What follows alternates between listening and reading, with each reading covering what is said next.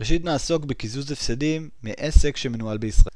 כללי הקיזוז של הפסד פירותי, כלומר הפסד שנוצר מעסק שמקורו בשנת המס הנוכחית בעסק של הנישום, הוא בעל הפוטנציאל הגבוה ביותר ומטופל בסעיף 28א לפקודת מס הכנסה.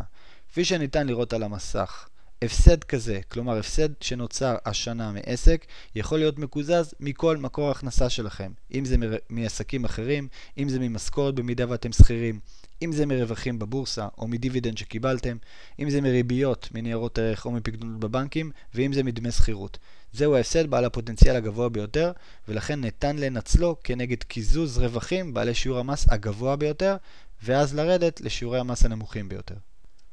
במידה ונותרה לנו יתרת הפסד שלא הצלחנו לקזז בשנה השוטפת, את ההפסד הזה נוכל להעביר הלאה, כלומר הפסד מועבר. הפסד מועבר מטופל לפי סעיף 28 לפקודה, והוא מצומצם הרבה יותר מהפסד שוטף.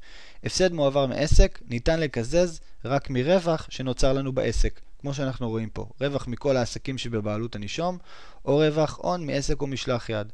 כלומר, במקרה הזה לא נוכל לקזז את ההפסד לא ממשכורת, ולא מהכנסה מדיבידנד, ולא מריבית מניירות ערך. מס הכנסה מאפשר לנו פרצה אחת קטנה ונותן לנו לקזז את ההפסדים המועברים גם כנגד הכנסה ממשכורת ורק ממשכורת, בהתקיים כל התנאים הבאים. תנאי ראשון, שלא היה לנו הכנסה מעסק או ממשלח יד בשנת הקיזוז. תנאי השני, שחדלנו לעסוק בעסק הזה, כלומר העסק נסגר בשנת המס. והתנאי השלישי הוא יותר פינתי, מדבר על זה שההפסד אסור שיהיה מחברת בת, חברה משפחתית או שקופה, אבל אלה חברות נדירות ולא נעסוק בהם כרגע. להלן מוצגים בפניכם שיעורי המס השולי, המס שבעל עסק או בעל משכורת משלם החל מה-1/1/2013. מדרגות המס כפי שאתם רואים נעים בין 10% ל-48%, כאשר מדרגות המס הן שנתיות למרות שהן משולמות באופן חודשי. חשוב לציין שנוספה מדרגת מס נוספת לבעלי הכנסה מעל 800,000 שקל, שזו מדרגת מס של 50%. לאחר שדיברנו על קיזוז הפסדים מעסק שמנוהל בישראל, נדבר על קיזוז הפסדים מעסק שמנוהל בחו"ל. הפסד מעסק או ממשלח יד, אנחנו מדברים כמובן על הפסד מעסק שהיה לתושב ישראל מחוץ לישראל, יקוזז לפי הסדר הבא, כאשר אנחנו מדברים על הפסד שוטף, כלומר הפסד שנוצר השנה. אז ראשית, פקודת מס הכנסה אומרת שאת ההפסד שנוצר לך בחו"ל, אתה צריך לקזז מול רווחים שנוצרו לך בחו"ל. קודם כל, מול רווחים שנוצרו לך מעסק או ממשלח יד מחוץ לישראל. במידה ונותרה יתרת הפסד שלא קוזזה, תקזז את ההפסד הזה מול הכנסה פסיבית שנוצרה לך מחוץ לישראל. ההגדרה של הכנסה פסיבית, ניתן לראות פה למעלה, היא הכנסה מריבית, הפרשי הצמדה, דיבידנד, דמי שכירות ותמלוגים. בכל אופן, לא מדובר בהכנסה מעסק ומשלח יד.